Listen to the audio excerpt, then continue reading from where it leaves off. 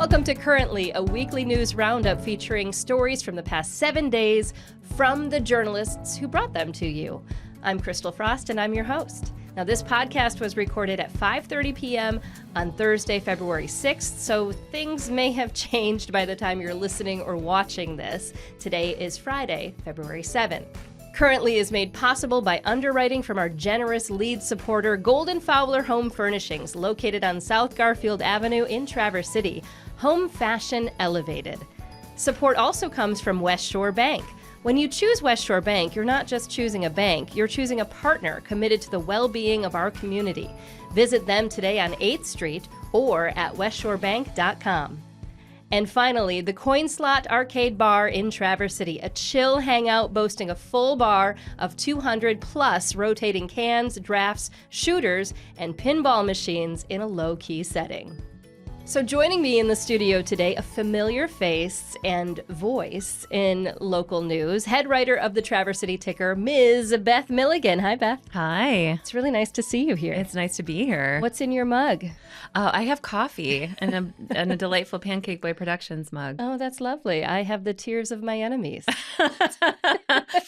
both tasty.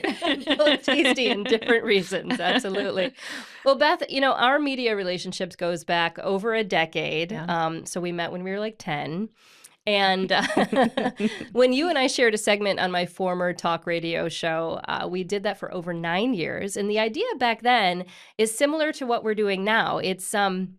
It feels, though, now that it's even more of an impetus to really focus on local news stories and make them accessible in different mediums for people, because we've seen a lot of local newsrooms go dark over the past decade. Yeah, definitely. And I know it was so great to have so many years doing the radio program. I know a lot of people listen to that, and it was nice to be able to engage with listeners and readers in that way.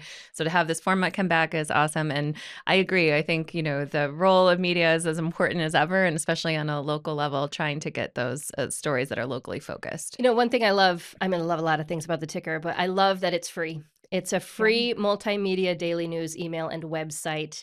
You have a really, really, really great presence on social media. So you're meeting people where they are. They are going to find stories, local stories, where they go. And I think that's really important because sometimes it just takes people too long to, how do I get to you? And I mean, you're literally everywhere. So, and Beth, what I think is another really special thing about what you do is you go in depth into the reporting. I mean, you really get into detail. You explain how and why decisions are being made in local government. And you encourage people, I think, in a really approachable way to get involved in their local government by expanding their knowledge into, like, this is just how things work, right? Yeah. And I think that's really important, especially when you get into conversations about real estate and about zoning and things that people go, I don't know what that is. Yeah. You explain it. Yeah, I mean, I think, you take a topic like a local budget or something, that's something that maybe people would think is a little boring or a little sleepy. And what we try to do is say, this is why this is important to you. This is how this is going to impact you. So the majority of our stories are hyper locally focused. But even as we might talk about today, when there's national news going on, if we're covering in the Ticker, we're covering it in the lens of how is this going to impact you in the Traverse City region locally. Super important, too, because we do see, how things go from national, regional, statewide, regional, and then hyper local. And it's really important to note that it does affect people. Yeah. What the decisions made at the very top do go down to where we are over here in Traverse City, right? Yeah. And on a day-to-day basis, though, local news is what tends to impact you the most. What's going on in your government, what's going on in your schools. And that's what we try to cover. And also those people who are representing you on commissions and county boards and things like that. They're people who also shop at your same grocery store, and maybe they're your neighbors. And I think they're a lot more approachable than maybe people in higher levels of government, too. Sure. Yeah. So as we launch this new endeavor, I'm super excited to say that, even though we're really amazing, but the two of us are going to be joined by other journalists from other news outlets, making this like a real news roundup where we get other voices involved, people who are covering stories maybe from a different lens or from even from a different approach. I think that'll be really important for all of us to talk about that. But for our first show, we had to go old school, just the two of us. We had to Yes, bring it back to our how roots. it started. Yeah. And we're going to be covering a few stories that you reported on this week. And I'd like to start with an ongoing topic that certainly you have been covering this for, several years now. And that is the issue of local homelessness. Homelessness in general has increased substantially across the region. It's not just something that is affecting Traverse City proper. It's affecting all communities across our region. It's affecting all communities across our state and even our nation. But homelessness has increased specifically in the city and in Grand Traverse County in particular. And it's really no secret that homelessness has been a divisive conversation, not necessarily about the prevalence of homelessness, but I think about how we tackle it, how we deal with it. And so I wanted to kind of take us back to 2003 to start. And that was back when a network of churches started to offer these overnight shelters in our county, in Grand Traverse County in particular. And that happened in 2003. And then it took like 14 years for Safe Harbor to find a permanent location, and that is over on Wellington Street in Traverse City. So we've really been offering homeless services through Safe Harbor and the network of churches and Goodwill for decades at this point. But in 2017, a permanent home for Safe Harbor opened on Wellington. It was a nightly shelter, and it was seasonal. It was really meant to be from November through April. But that is changing. And on Wednesday, county commissioners agreed to provide $200,000 in funding for this year, 2025, and then an additional $200,000 for next year, 2026. That is to make Safe Harbor a year-round shelter. And the decision to make this shelter has been talked about for years. You've covered that. But why don't you tell us about how these commissioners came to this decision, and also about what this means for navigating homelessness in the future? Yeah, sure. So it has been an ongoing conversation. I think it's accelerated in the last year or two because of the development of the Pines, which is the homeless encampment off 11th Street in Traverse City. We have seen more and more individuals experiencing homelessness congregating at that encampment. And on the one hand, it's provided a centralized location for, advocates and emergency responders and services to know that they can go and serve that community and reach people. On the other hand, it's not a safe living environment. There are impacts to residents and businesses nearby, and there's a lot of challenges. It's in a wooded area. It's sometimes difficult to access. So if someone does have an emergency, it can be tough to get in there. So I think the one thing, you're right, there's a lot of debate within the homelessness issue, but the one thing almost everyone agrees on is that the Pines is not sustainable. Absolutely. As a solution. We don't want our vulnerable residents living outside, especially this time of year when it's so cold. So what the conversation with Safe Harbor has really been, can it get the resources it needs to become a year-round shelter? Safe Harbor didn't want to step into that position or offer that without making sure it had the community support to do that. It will also have to go through a process with the city to amend its permit on Wellington Street to be able to go year-round instead of just part of the year. So what they've been doing the last month or two, Christal, is really lining up the funding sources to make this happen. So their annual estimated budget is $1.1 million to be able to operate year-round, and they have gone to different community groups to try to line that up. So the city of Traverse City is giving funding, Munson Healthcare, the band, private donors, seasonal donors who have already supported Safe Harbor in the past. And now, of course, the commitment from Grand Traverse County Commissioners, which they gave in a 7-1 vote on Wednesday. The only opponent to that funding was Daryl Nelson, but he explained that was more for a budgetary reason than opposition to the shelter or the plans to expand it. So when you say budgetary reason, like, okay, which pot of money is this coming from? Essentially, that was, and it was a nuanced discussion because they ultimately decided to give that funding from the general fund from the county, but they also have opioid revenues right now. They have cannabis revenues. I think Daryl Nelson felt that would be more appropriate to come from one of those instead of the general fund, but they're also kind of putting those on hold right now while they come up with a process for distributing those. So in the end, though, they had a majority of commission support for that funding, so $400,000 for the next 2 years. And that has given Safe Harbor its fundraising goal. It's ready to go year round. And so the next step will be going to the city to get that permit amended so that it can start in May going to a year round shelter. And that's what they call the special land use permit, right? Correct. And as you noted in your story, it usually takes some time for those things to happen, but the goal is for this to become year round by May, as you Yes. said. Yep. So what is the city, what is the county, what is everybody going to do to try to make that happen? Yeah, so it's really going to be the city. And, when I talked to the city planning director, he mentioned Sean Winter. He mentioned it's normally a 3-month process. However, because the city has committed funding to this, they have encouraged Safe Harbor to do this because the Pines is within city limits. It's been a city challenge to address this issue.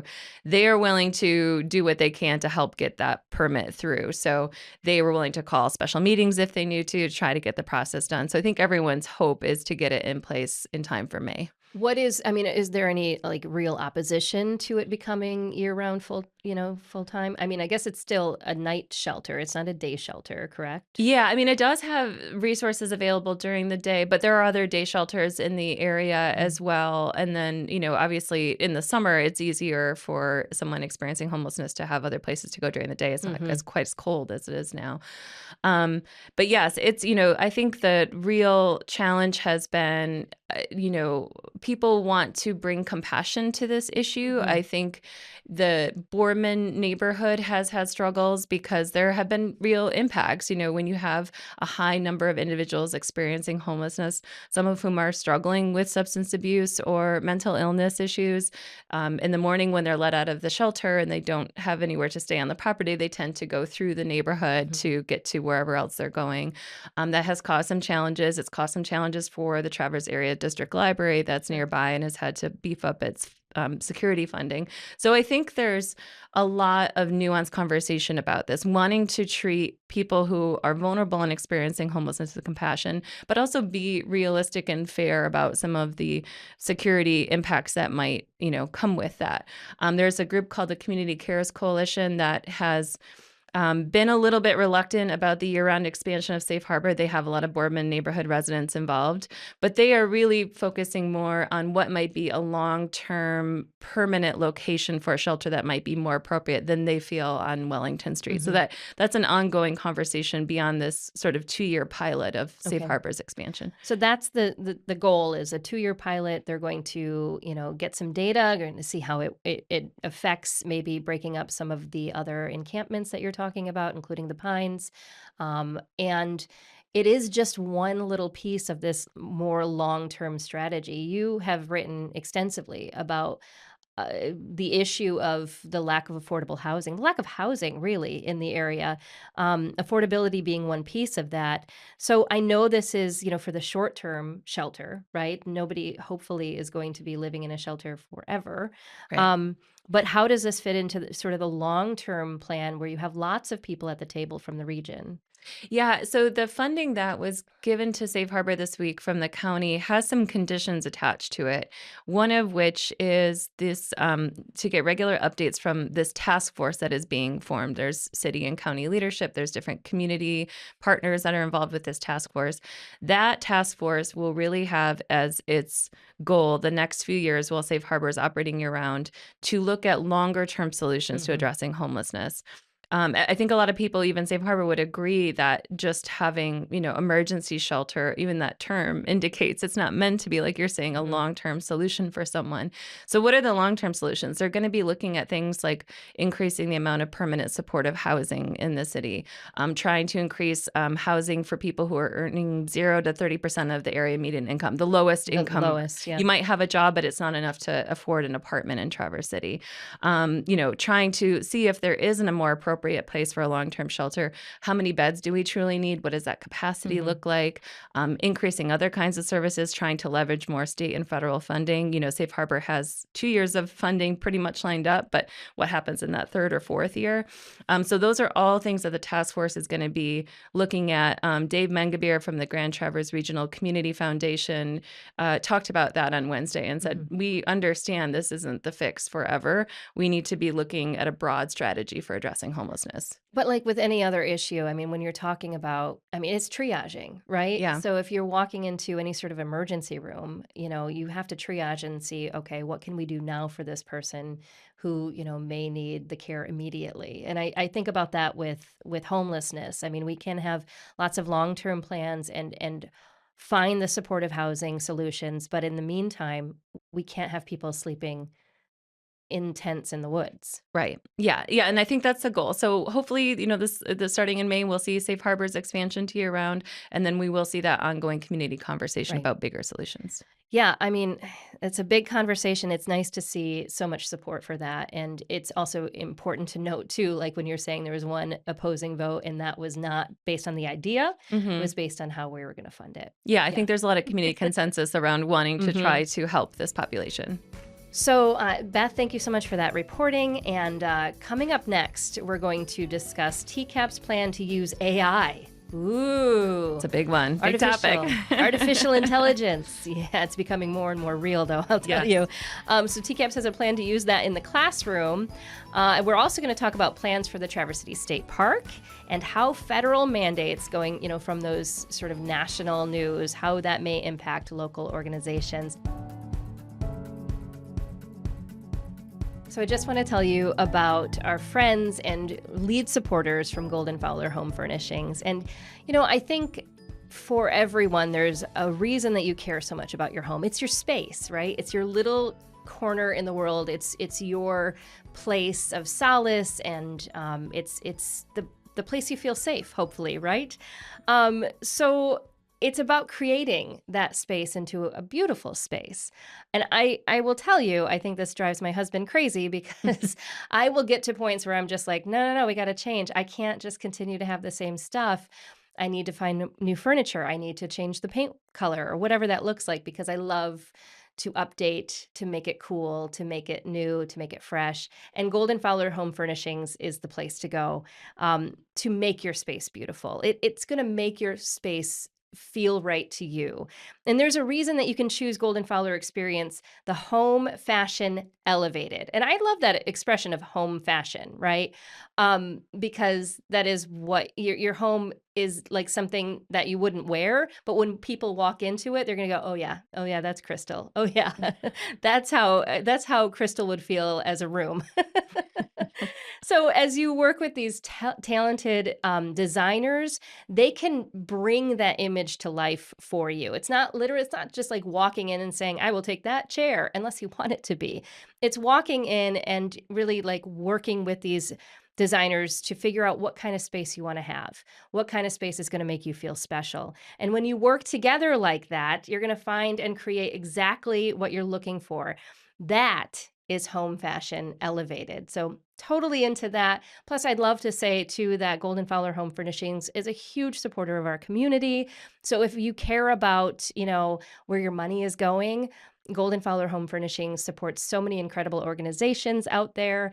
And that is something, you can support. You can get that beautiful new living room set and also know that they're doing good in the community. Beth, earlier this week, you covered a story about how AI could reshape the educational landscape. And you also covered in that story about how it's currently impacting Northwest Michigan's largest school district, Traverse City Area Public Schools. So if you could tell us a little bit more about what you heard from the TCAP's Executive Director of Technology. I mean, I'm kind of obsessed with AI for good and bad reasons.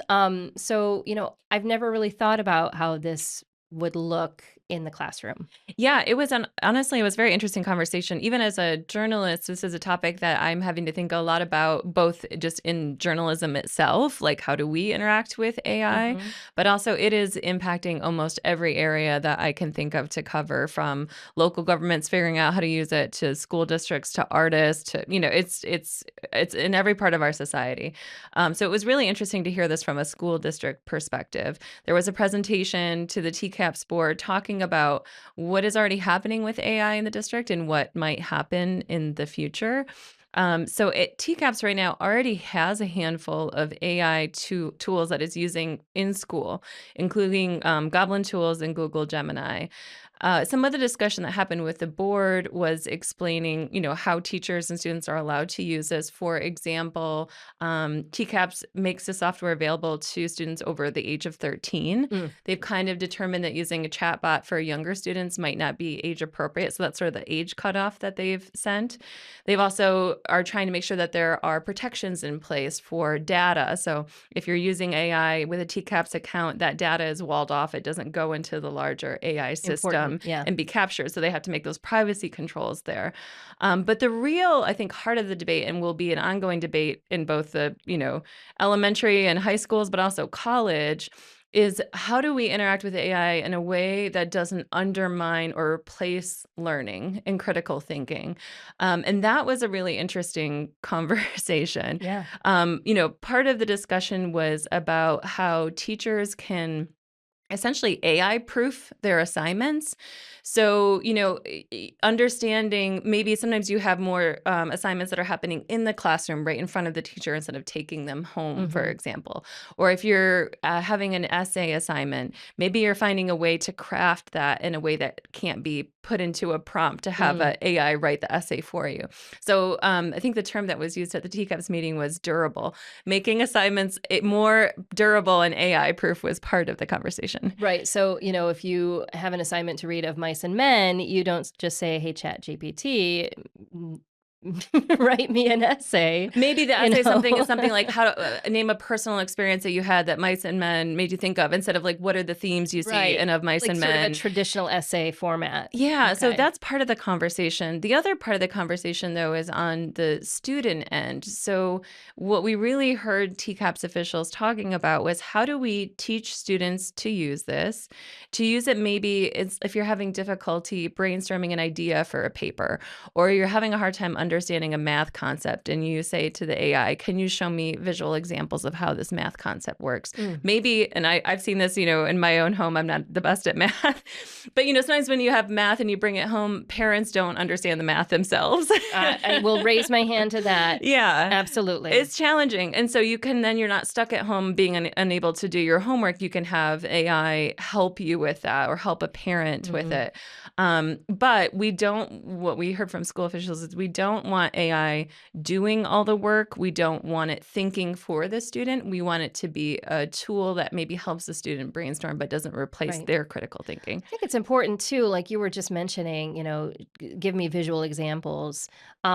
People are different learners, and that's Hmm. one thing that I think TCAPS has done a really good job of is understanding that teachers have to teach to different learning types, right? Yeah. I'm much more of a visual learner. If I have to read something, I don't know I don't know how to do that, Yeah. But if you show me, I can figure it out. And I think that could be really good for for students and especially students of different learning types or maybe neurodivergent students and things like that that can help with examples and be more of tutors versus I'm going to do the homework for you. Yeah, and they talked about this, what's called the 80/20 rule, which is the idea that you use AI to automate 80% of the tasks that are sort of like repetitive or mindless tasks. Mhm. So maybe it's like grading a simple like arithmetic worksheet in elementary school or something like that. Having AI take on tasks for teachers that frees up their time to allow them to focus on the 20% of the most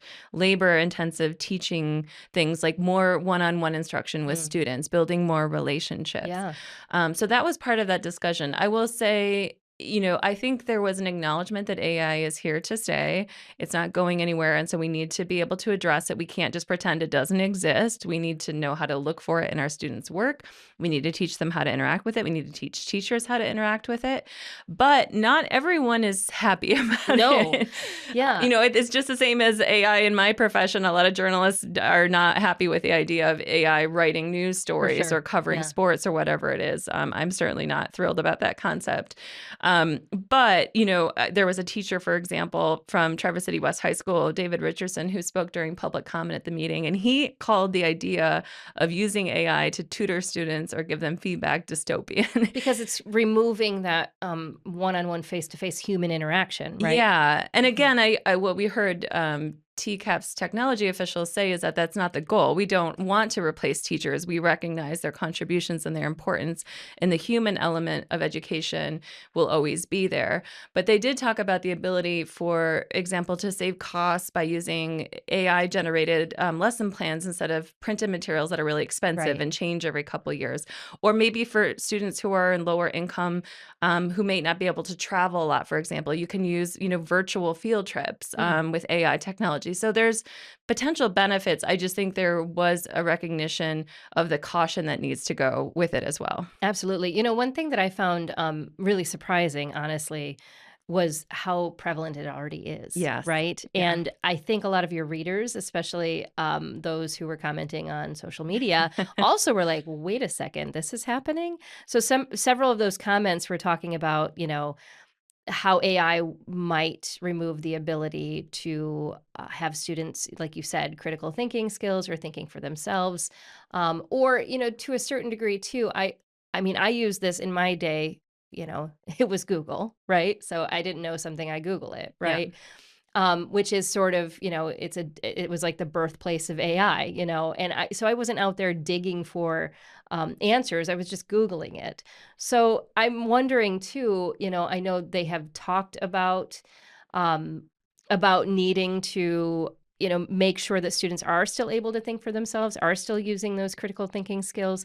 But I was surprised to see how many people were worried about that. Yeah, and we'll see how it go. I mean, ultimately, John Van Wagner, who's the superintendent of TCAP, said, one way or another, that the goal of the district is to make sure that every student who graduates and goes across the stage is ready for a career or Yeah, college. And he said he believes that AI is now a component that they will have to teach students in order to be equipped to go into a career or college very in the true. future. Yeah. On that note, he also, he didn't say this, but I also read in your story about how you can use sort of forecasting AI to see whether or not a student is on track to make it through high school, through, that kind of thing too, which was cautioned again to say like this is not always accurate. And, just because something in a computer shoots out like, oh, it doesn't look like you're going to be successful, doesn't mean that's what the outcome will be. Yeah, and these systems are still so new that we have to be careful, for example, that bias may be built Hmm. into AI, or it's still reflecting the people who are designing it. It's not the most sophisticated technology. It can hallucinate, it can generate false data. So you have to be really careful with it. God, AI hallucinations. I mean, that's just The future is now, it's happening. another level of like, what? Yes. My AI, it's hallucinating. It's on a bad trip. Oh my gosh. All right. Well, thank you so much for that story once again. And I wanted to move down to another story that happened out of East Bay Township. So, commissioners discussed DNR improvements to the Keith J. Charter State Park this week, right? So, what happened at the meeting? Yeah. What does this mean? Because we know this is one of Michigan's most popular state parks. Correct.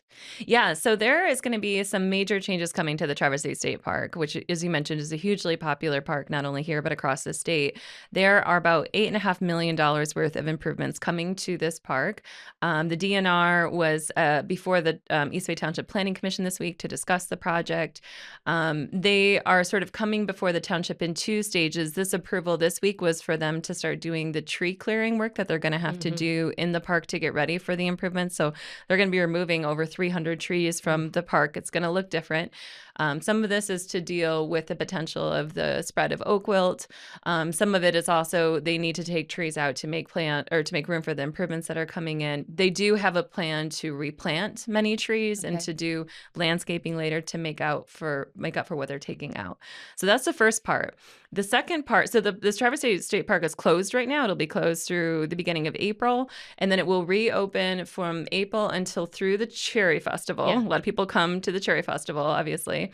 And then July 7th, it's going to close again, and it will remain closed from July 7th until the end of 2026. Whoa. So all of this season, the second half of the summer season, and all of next year, it'll be closed. That's a long time to close. It's a long time. Thankfully, they got interlocking done. So if you want to camp in the area, you do have options for camping. But just to give you an idea of what will will be coming. They're going to be creating a new park entrance. So the entrance is going to be moving further east down US 31. They are taking out the iconic pedestrian bridge over the highway, which has generated a lot of conversation. Yeah. There's some reasons they're doing that. That bridge is not ADA accessible. It's quite old. It is deteriorating. People throw stuff off that bridge all the time. Which is, I'm just saying, it wasn't me, but it's a danger. And obviously a lot of campers love it, and it's a safe way for many people to get across the highway, but it costs a lot to maintain. It's getting old. And again, people who are using mobility issues, or they can't get across it. So what instead is going to be going in is a new traffic signal, full traffic signal that will have new pedestrian crosswalks that are timed with that traffic signal. So that'll be going down. The lodge will be taken out. They're going to be building a new park headquarters. They're going to be improving the sanitation pump out capacity, changing some of the internal circulation. Lots of changes coming to the state park. Wow. So that's why they need all that time. Yes. All right. So that's all good to go then, It's right? good to go. They approved. They'll have to come for the second part of the approval for the rest of the park improvements, but you'll see, if you're living in the Traverse City area, you will see tree clearing beginning there soon. All right. All right. Finally, Beth, as we've noted multiple times now in this podcast, we would be remiss not to mention the local impact of these federal mandates from these recent executive orders and some of the happenings in Washington, D.C. So your story today, just launched this morning, dives into a few of those impacts. So what did you find out? What's happening? Yeah, explain it to me. Well, there were two we really chose to focus on because of the, likely impacts to the Traverse City area. So one is what might happen with immigration enforcement. We do have, many migrants and immigrants working in the Grand Traverse region, and everything from construction to agriculture, certainly. Healthcare is another big one. And there was a lot of fear and uncertainty among immigrant populations about what is going to be happening with ICE raids, with the federal government giving clearance to, for example, do raids at churches and schools, which have historically been considered sensitive areas where that would not take place. And what we really heard was, at least in Grand Traverse County, the Leelanau Ticker, our sister publication, did one for Leelanau as well that you can look up if you're curious about that. The response there was a little bit different. But in Grand Traverse County, both the Traverse City Police Department and the Grand Traverse Sheriff's Office really emphasized that immigration enforcement is a federal jurisdiction. It is not supposed to be what they do as local authorities. Right. So if there's a crime happening or a public safety issue, that's one thing. They are not planning themselves to be participating in or going out on ICE raids. And when I talked to the police chief, Matt Richmond, he also emphasized the importance of everybody in the community being able to trust their authorities. And that includes those who are immigrants. They want them to feel safe to report a crime, or if they see a crime, to be able to share that. So he mentioned that was kind of important. So I think, on that level, again, they'll participate when they need to, as they do work with federal partners like ICE, but really not in the kind of proactive raids that we've seen in some communities. So it won't become a regular everyday policing effort. Correct. At least not within. And again, that's because that's not their jurisdiction. It's not supposed to be that's what ICE does. Yes. And I did also talk to, we talked to schools. Both TCAPS and NMC have shared with students and families that, this is the law. This is how it works. If an ICE officer comes to a TCAP school or to NMC, we need warrants, this is how it's handled. So trying to provide some reassurance to families that students are safe. You do have a right in the United States to an education regardless of your citizenship status or your immigration status. So they're very careful about that. And we also talked to some church leaders, like at Linda Steffen at Central United Methodist Church, who really talked about the sanctuary of churches, how people feel safe in places of worship, wanting them to feel safe there and not feeling like ICE raids would be appropriate at church locations. So we talked to quite a few people in the community about that issue. Yeah, I mean, obviously it's it's a lot of changes and a lot of conversation happening. But it's nice to know how our local folks are thinking and dealing with it. Yeah, and we have, for those who may be listening and have more questions, in that story, there are, resources, immigration attorneys in town who can answer any questions that you might have, either as a employer or business owner or a family, what your rights are if you are an immigrant. Well, fantastic job as always. It's just nice to be back in a studio with you. I'm telling you, Beth Milligan, the head writer for the Traverse City Ticker. Be sure to follow Beth and her colleagues by subscribing at traverseticker.com. Now, we're going to be back next Friday. Be sure to subscribe to our show. You can do that at christalfrost.com. You can follow us on social media. It's Currently with Christal Frost. And you can subscribe to Currently with Christal Frost wherever you get your podcasts. You can also watch the full show on YouTube. Remember that YouTube? Oh, yeah. It's a big thing. Let's bring that back in. I feel like it's, I feel like it's not going anywhere. Yeah. So we'll be on YouTube. We'll be on Facebook. We'll be everywhere. Sounds great. Big thanks again to our lead supporter, Golden Fowler Home Furnishings, in addition to West Shore Bank and the Coin Slot. Now, speaking of the Coin Slot, do you feel like ending this sort of back and forth discussion with a little back and forth pinball? Yes, Yes, I love please. pinball. And Yes, I I write a know. lot of my stories at the Coin Slot. It's like my office away from home. I love it. I was going to say, this is the Coin Slot is the place, the official spot for everyone to decompress after a long news day, I think. That's a good way to describe it.